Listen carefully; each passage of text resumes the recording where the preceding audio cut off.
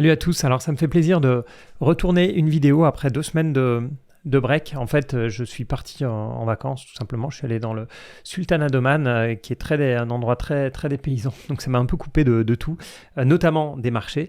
Alors ça c'est la théorie. En pratique, j'ai quand même regardé un peu les cours de bourse. En pratique, j'ai quand même lu de temps en temps la newsletter d'Anthony Bondin, que je vous conseille d'ailleurs. Donc je ne me suis pas totalement coupé, mais quand je dis que je me suis coupé des marchés, c'est que là, c'était la publication des résultats. Vous savez, les entreprises publient les résultats de manière trimestrielle. Donc, à chaque fois, après la fin d'un trimestre, il y a, on va dire 2-3 semaines où il y a une grosse concentration de résultats des entreprises. Et c'est ce qui s'est passé lors des dernières semaines. Et c'est vrai que pour moi, normalement, c'est là où je fais le plus de boulot en tant qu'investisseur. Comme je suis investisseur long terme, moi, je ne me focalise pas trop sur ce qui se passe du côté des macros, etc. Donc, c'est vraiment centralisé sur ces 4 périodes de l'année. Ça me prend plus de temps. Et ce que je fais, je vous le montre d'ailleurs sur Zone Bourse, c'est tout simplement que je vais dans bourse, actions, calendrier des sociétés, et je regarde les résultats des sociétés de mon portefeuille, de ma watchlist aussi, mais aussi des plus grosses entreprises. Pourquoi ? Parce que ça reste intéressant, même si je suis globalement investi dans les plus grosses boîtes, mais pas toutes. Par exemple, je ne suis pas investi dans Tesla, et ça m'intéresse quand même de regarder les résultats de Tesla, même si c'est ni sur ma watchlist, ni dans mon portefeuille. Donc voilà, quasiment toutes les boîtes ont publié. Il reste surtout Nvidia demain, puisque effectivement je tourne le lundi matin, vous aurez la vidéo ce soir, donc il y a demain la publication d'Nvidia qui est un gros morceau. Typiquement Nvidia, je vais regarder de très près les résultats, mais je ne suis pas actionnaire de Nvidia. Alors comment je fais ? Je crois que je vous en avais déjà parlé, mais soit si c'est vraiment une entreprise qui me plaît, j'écoute le PDG parler, je vais sur son site, j'écoute le PDG et les questions des analystes. Si j'ai un peu moins de temps, je vais chercher le transcript, donc le détail, si vous voulez. Ils écrivent la totalité du call de résultats, et je regarde ça. Ça me prend en général beaucoup moins de temps. Une conf call de résultats, c'est une heure, une grosse heure, avec un transcript. Je pense qu'en un quart d'heure, je peux à peu près faire le tour et voir ce qui s'est dit en survolant. Et voir ce qui s'est dit d'important. Et d'ailleurs, vu qu'on est sur Zone Bourse, je vous rappelle que si vous êtes intéressé par un abonnement Zone Bourse, il y a 3 niveaux d'abonnement en fonction du niveau de service et de détails que vous désirez. Si vous êtes intéressé par un abonnement Zone Bourse, vous avez en description de cette vidéo un lien qui vous permet d'avoir un discount de 25% sur les abonnements. Donc n'hésitez pas à aller faire un tour pour voir un peu si ça peut vous intéresser. Donc là, je suis, comme je vous disais, un peu passé à côté de cette saison des résultats. Moi, je regarde ça parce que moi, je m'intéresse à la micro, aux entreprises, etc. Mais les marchés boursiers, c'est pas ça qu'ils regardent. Traditionnellement, vous savez, c'est la psychologie qui drive à peu près 95% des mouvements boursiers à court terme. Mais ce sont les résultats des entreprises qui drivent les résultats boursiers à très long terme. Donc moi, c'est le long terme qui m'intéresse, c'est pas le court terme. Donc je regarde de temps en temps, je lis rien sur les banques centrales ou autres, mais je regarde d'un œil amusé ce que pensent les acteurs des marchés financiers à court terme. En ce moment, tout le monde regarde, ça fait plusieurs années que c'est la même chose, là en tout cas c'est d'autant plus récent, tout le monde regarde ce que font les banques centrales, c'est le jeu principal des marchés, devinez ce que va faire la banque centrale américaine, et typiquement l'indicateur le plus suivi c'est l'inflation, puisque c'est de suivre l'inflation qui permet d'essayer de deviner ce que va faire Jérôme Powell ou potentiellement Christine Lagarde, donc aux commandes, les deux aux commandes des grosses banques centrales. Et donc la semaine dernière, il y a l'inflation qui a été un peu plus faible que prévu, donc les marchés ont apprécié, ils ont surréagi, évidemment, ce ne serait pas des marchés financiers si ça ne surréagissait pas. Donc les marchés se rapprochent un peu du plus haut, alors qu'il y a un mois, on nous expliquait que c'était la fin du monde. Et c'est drôle parce que quand on regarde les chiffres, l'inflation de base, dans ce qu'on appelle le core inflation, c'est-à-dire l'inflation hors alimentaire et hors énergie, parce que c'est ça que regarde notamment la Fed, parce que l'alimentation et l'énergie, c'est beaucoup plus cyclique, court terme, etc. Donc ils essayent de suivre la tendance de fond de l'inflation, donc ils regardent la core inflation. Ça a été publié à 0,23 en glissement mensuel au lieu de 0,3. Donc on voit que la Wall Street attendait 0,3, ça a été publié un peu mieux que prévu. Donc l'inflation qui est un peu plus contenue, 0,23, et pourtant le marché a fortement réagi, donc positivement. Même chose en glissement annuel, ça a été 3,2 de publier, alors que Wall Street attendait 3,3, donc voilà, un tout petit peu mieux. Mais les marchés ont bien réagi, c'est pas uniquement à cause de ce chiffre-là, en fait c'est j'allais dire le storytelling, ouais, c'est un peu ça, c'est le narratif que se raconte Wall Street qui a changé, c'est-à-dire qu'avant Wall Street était dans les taux vont rester élevés longtemps, hein, ce que les Américains appellent higher for longer, et puis maintenant on est vraiment repassé à un scénario d'atterrissage en douceur et de baisse des taux. Donc je vous l'ai dit, ça c'est ce qui est suivi par la plupart du marché, c'est ce qui drive les plus 1, plus 2% et moins 1, moins 2% qu'on a tous les jours, alors que moi je regarde vraiment les résultats des entreprises. Je suis un investisseur long terme, donc je me dis, est-ce que les entreprises, elles créent toujours de la valeur? Si elles créent de la valeur, combien? Comment elles créent de la valeur? Est-ce que c'est par une croissance de leur chiffre d'affaires ou bien est-ce que c'est par une croissance de leur profit? Les deux, comment se comportent les marges? Comment sont valorisées les entreprises, etc. Donc c'est vraiment ça qui m'intéresse. Donc là, comme je me suis absenté 2 grosses semaines et que j'ai raté une bonne partie de la saison des résultats, je ne vais pas regarder entreprise par entreprise, ça me prendrait beaucoup de temps dans les prochains jours. Je vais sûrement écouter quelques annonces de résultats sur les boîtes qui m'intéressent le plus.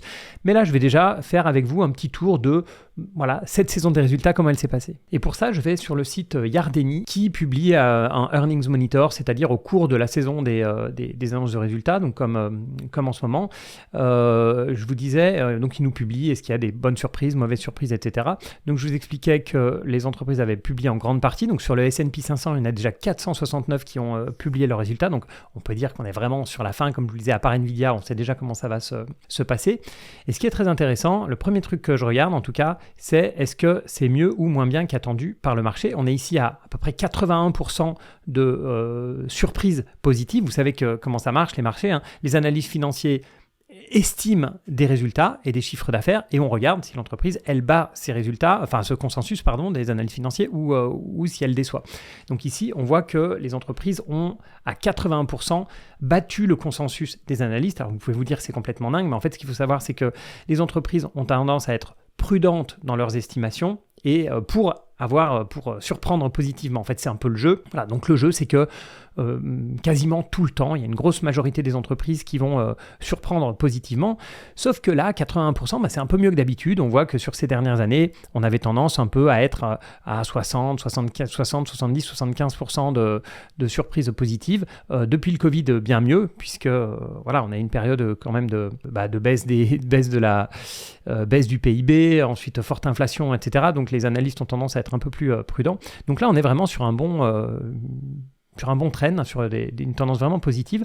En fait, les earnings, donc les profits, ont augmenté de 2,9%, donc 3%, on va dire, d'une année sur l'autre, ce qui est pas mal, vu la situation actuelle où ça fait longtemps qu'on parle de récession. Non, en tout cas, au niveau des entreprises, parce que vous savez, un PIB, c'est pas que des entreprises, hein. Il y a beaucoup d'autres choses, il y a un État, il y a plein de choses. Voilà, il y a beaucoup de choses d'autres que des entreprises dans un PIB, mais en tout cas, au niveau des entreprises, croissance des profits de 2,9%, ce qui est très correct. Ensuite, si on regarde au niveau du chiffre d'affaires, là, c'est un petit peu moins bien, vu qu'il n'y a que 59% de surprises positives. Ce qu'il faut voir aussi, c'est que c'est beaucoup plus facile pour un analyste financier de prévoir un chiffre d'affaires que de prévoir un profit. Un chiffre d'affaires, c'est juste la croissance des ventes de l'entreprise. Enfin, la croissance, ce sont les ventes de l'entreprise. C'est beaucoup plus facile à prédire que le bas, ce qu'on appelle la bottom line, hein, donc le bas du compte de résultat, où il faut prendre en compte tous les coûts, etc., pour avoir finalement le bénéfice net. Donc, c'est beaucoup plus facile à prévoir. Donc, c'est normal qu'il y ait beaucoup moins de surprises.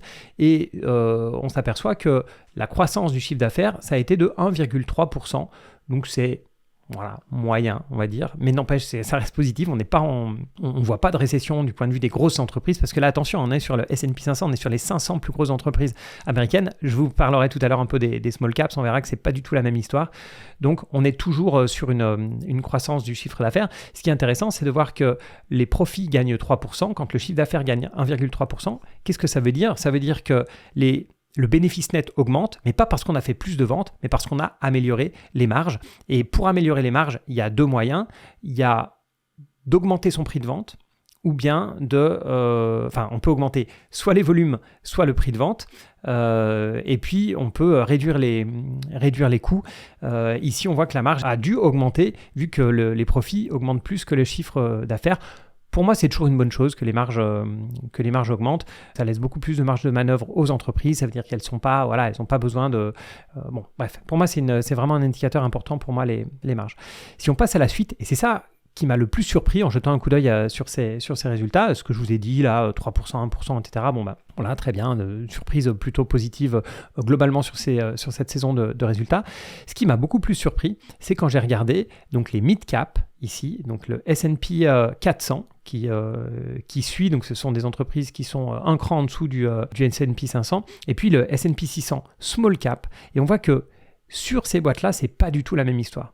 Donc je reprends un petit peu le S&P 500. Le S&P 500, les analystes attendaient une croissance du bénéfice net de moins 4%. Donc une décroissance de 4% du bénéfice net. Au final, on a une croissance de quasiment 3%.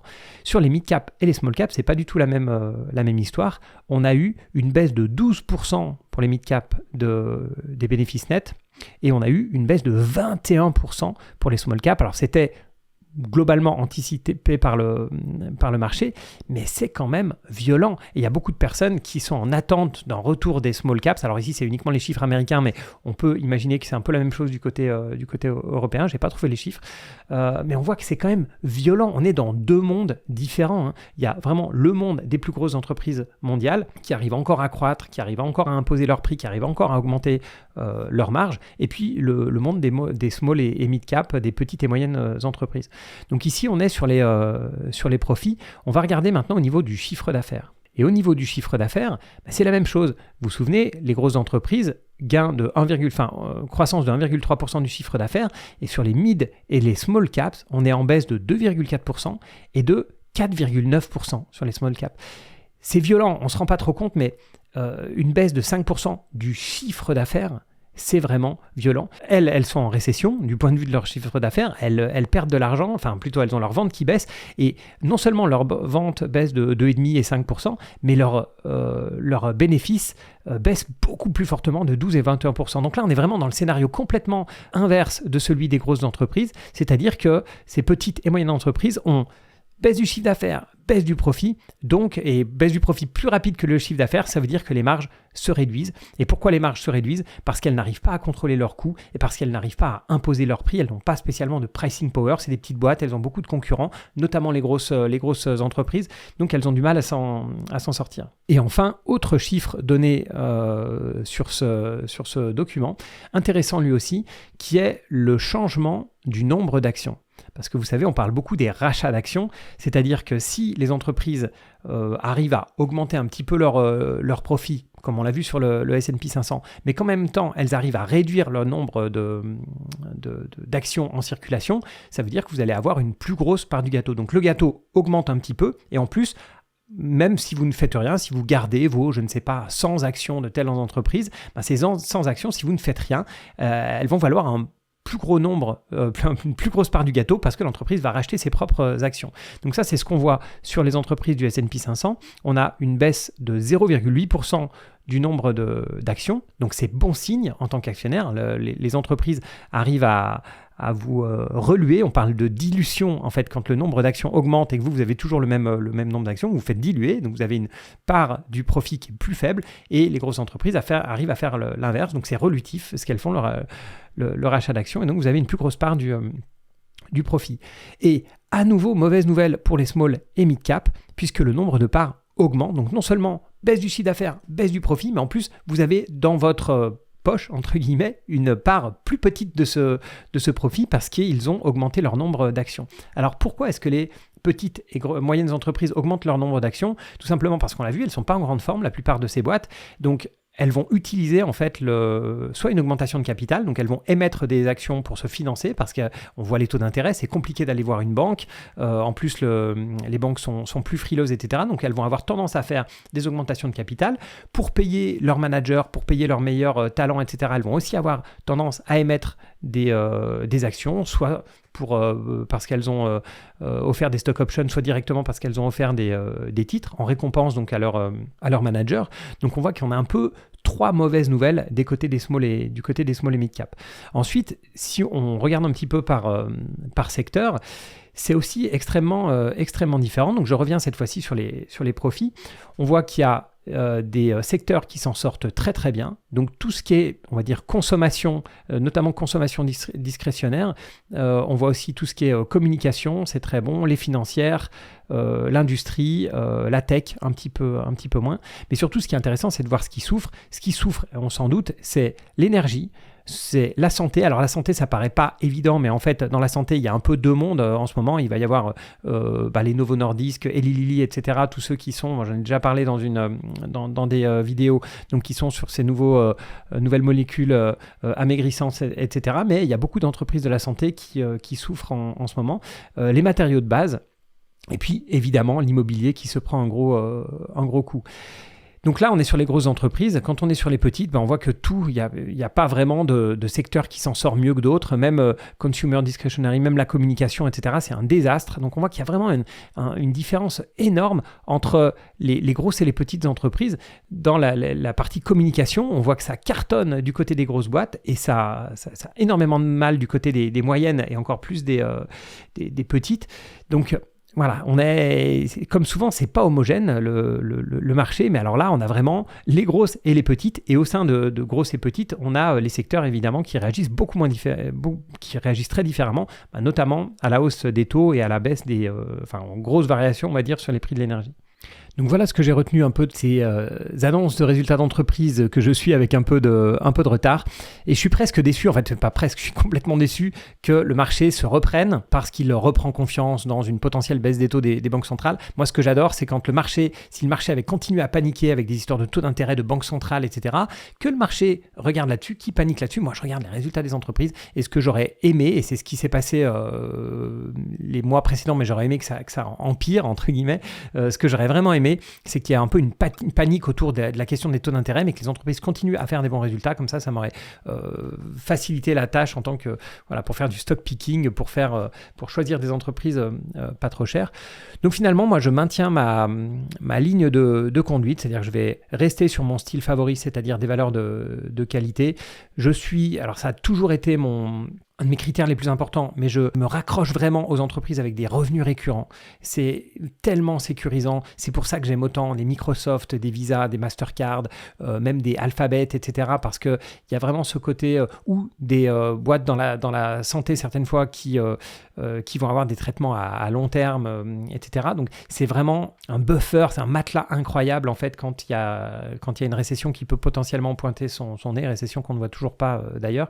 Donc voilà, je suis très content de ces boîtes-là. Je continue bien sûr avec des boîtes comme avec du luxe. Je continue avec de la santé. Alors attention, santé, c'est beaucoup plus Novo Nordisk que Pfizer. On est d'accord, hein, là c'est vraiment le grand écart du côté de la santé en ce moment. Je continue à bien aimer les holdings. Je continue donc à bien aimer Berkshire Hathaway, à bien aimer Investor AB, à bien aimer Markel, etc.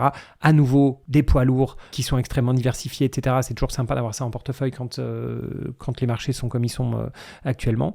Mais j'aime bien aussi avoir de l'industrie, des boîtes d'industrie qui ont été un peu chahutées parfois, mais que j'aime beaucoup. Et puis, je remets un pied tout doucement dans des valeurs qui se sont fait massacrer. Donc, typiquement des boîtes d'énergie renouvelables. Je vous avais parlé d'Emphase Énergie il y a quelques temps. Alors, j'avais eu un très, très mauvais timing. Je vous avais dit justement que je mettais un pied dans les renouvelables et je vous avais parlé d'Emphase Énergie. C'était juste avant qu'elle se prenne un bon taquet. Et elle avait pris un taquet. Pourquoi ? Parce qu'une autre entreprise du même secteur, donc Solar Edge, avait publié des mauvais résultats. Donc, c'était ici. Je ne sais plus quand, non. Bon bref, je crois que c'était, je sais plus quand je vous en avais parlé, mais bon, c'était très mauvais timing, c'était juste avant, voilà. Moi j'étais content d'avoir étudié la boîte avant parce que ça m'a permis de reprendre un peu à des bons niveaux et un peu dans le même domaine ou même complètement dans le même domaine. Il y a une petite boîte que j'aime bien. Alors j'ai juste mis un pied dedans, hein, vous savez, moi j'achète en plusieurs fois, donc surtout des boîtes qui sont comme ça en baisse, qui ont perdu des choses comme 50% depuis le début de l'année. Voilà, j'ai ramassé, je commence à ramasser un petit peu du OX2. OX2, boîte suédoise qui gère des projets de A à Z dans le renouvelable. J'ai pas terminé à la fois sur Enphase et sur OX2, j'ai pas complètement fait ma due diligence, je suis pas à 100% convaincu, mais en tout cas, je trouve que c'est des boîtes qui sont intéressantes et pas trop chères. Vous voyez, les PER, on est sur des PER de 10 dans du renouvelable, et c'était complètement impensable il y a quelques temps, et sur Enphase énergie, beaucoup plus cher, mais il faut voir aussi les croissances dont on parle. Donc c'est, en tout cas sur OX2, c'est complètement dingue de voir des PER pareils. Donc voilà, je commence à me repencher sur ce sujet-là, sujet de l'énergie, vous savez, qui est hyper compliqué, donc j'ai encore beaucoup de travail à faire, mais bon, c'est intéressant. En plus, voilà, c'est tellement en phase avec ce qu'on attend les prochaines années que c'est en phase. Oh, le jeu de mots. Le jeu de mots, donc c'est tellement effectivement en phase avec ce qu'on attend les prochaines années que c'est intéressant de mettre un pied là-dedans, et je me félicite vraiment de ne pas m'être excité beaucoup plus tôt sur les renouvelables, parce que ça a tellement déçu pour ceux qui ont été dans des McPhy, etc.